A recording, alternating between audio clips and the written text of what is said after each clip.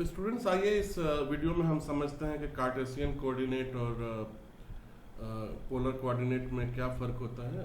आमतौर पे आपने स्कूल्स में जो भी आपने ग्राफ पेपर अब तक यूज़ किया होगा वो एक स्क्वायर चेकर्ड बॉक्स ग्राफ रहता है, जैसा आप स्क्रीन पे देख रहे हैं।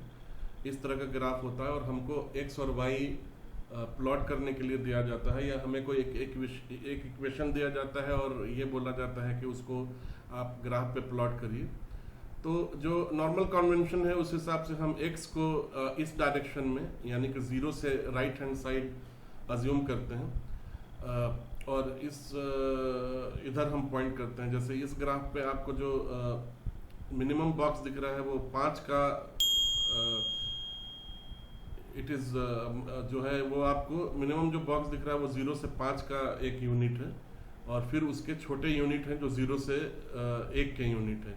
यानी कि एक्स डायरेक्शन में आप दाहिना साइड लेंगे तो ये 1 2 3 4 5 ऐसे आगे आता है, और इधर जो है अकॉर्डिंगली एक्स का माइनस वैल्यू की तरफ वापस आता है।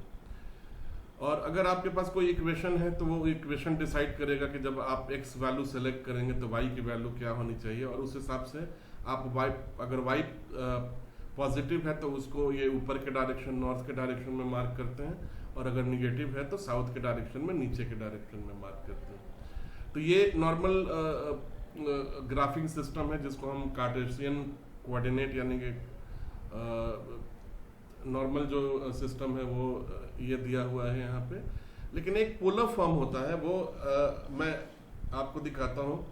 अभी आप स्क्रीन पर दिख रहा है। जब हम कार्टेशियन को पोलर फॉर्म में कन्वर्ट करेंगे तो ये इस फॉर्म में दिखेगा, और ये भी एक ग्राफिंग सिस्टम है जिसको ग्राफ बनाने का एक तरीका है या एक मेथड है। इसमें जो वेरिएबल होते हैं, जैसे आपको कार्टेशियन फॉर्म में एक्स और वाई का वेरिएबल दिया जाता है। इसमें यूजुअली जो हम मानते हैं वो आर और थीटा रहता है। आर जो है वो रेडियस है, जैसे इसमें आपको ये 5 का रेडियस दिख रहा है, 10 का रेडियस दिख रहा है, 15 का रेडियस दिख रहा है।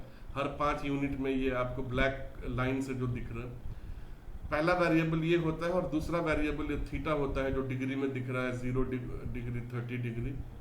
तो पोलर फॉर्म में जो है वेरिएबल्स जो होते हैं वो रेडियस और एंगल होता है। कार्टेशियन फॉर्म में वो एक्स और वाई होता है, ठीक है ना। और एक्स और वाई डिस्टेंस है, और रेडियस और थीटा जो है वो एक पोलर कोऑर्डिनेट का यूनिट है। उस हिसाब से हम इसमें बनाते हैं ग्राफ। लेकिन मैं आपको ये बताना चाहता हूँ कि अभी मैं जो है वो क्लास 11th के मैथमेटिक्स में कॉम्प्लेक्स नंबर के ऊपर कुछ वीडियो बना रहा था, और अभी आपको जो है कॉम्प्लेक्स नंबर को कैसे पोलर फॉर्म में कन्वर्ट करते हैं उसके लिए आपको ये समझना ज़रूरी है कि पोलर फॉर्म का जो ग्राफ है वो किस तरह से दिखेगा। तो ये ऐसा दिखता है। एक चीज़ आपको समझना चाहिए कि कोई भी जब हम ग्राफ बनाते हैं तो वो ग्राफ पोलर फॉर्म में या कार्टेशियन फॉर्म में वो ग्राफ चेंज नहीं होता है। ये ज़रूरी भी है आपके लिए समझना। मैं कुछ एग्जांपल्स लेके मैं आपको समझाता हूँ दोनों पोलर फॉर्म और कार्टेशियन फॉर्म में, ठीक है ना।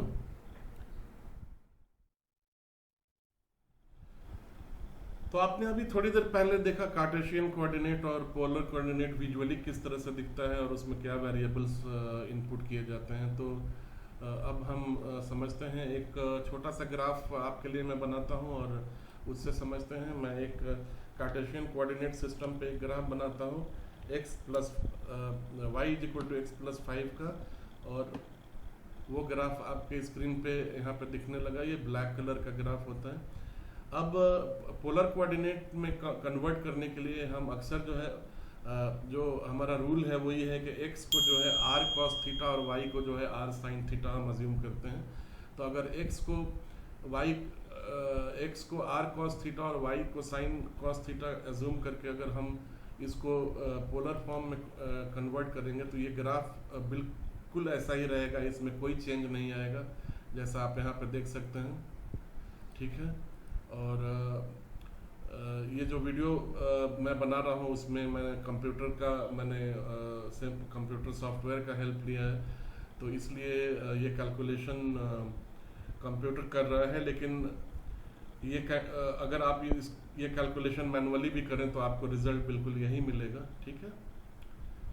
और उसी तरह से अगर हमको पोलर कोऑर्डिनेट में अगर मैं एक ग्राफ बनाऊं जिसमें मैं लिखूं r sin theta is equal to r cos theta is equal to 5, तो भी हमको स्ट्रेट लाइन मिलेगा, because r sin theta is equal to r cos theta plus 5 will actually give us a straight line even if you plot the graph on a polar coordinate or Cartesian coordinate, it is going to give us a straight line। तो ये आपको यहाँ पे दिखेगा, ठीक है ना दोस्तों। अभी पोलर कोऑर्डिनेट में हम r और cos को सेपरेट वेरिएबल कंसीडर करके भी हम इसमें ग्राफ ड्रॉ कर सकते हैं, लेकिन वो डिफिकल्ट ग्राफ आपके स्टैंडर्ड से स्कूल के लेवल से ऊपर का है, तो मैं अभी उसको टच नहीं करूँगा। तो होप स्टूडेंट्स आपको समझ में आया होगा कि ये पोलर कोऑर्डिनेट और कार्टेशियन कोऑर्डिनेट में क्या फ़र्क होता है और इसको कैसे प्लॉट करते हैं।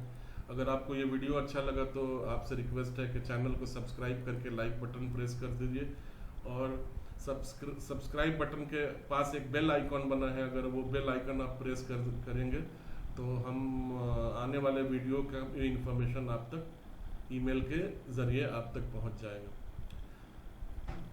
आई thank all of you for watching. Thanks a lot. Bye bye.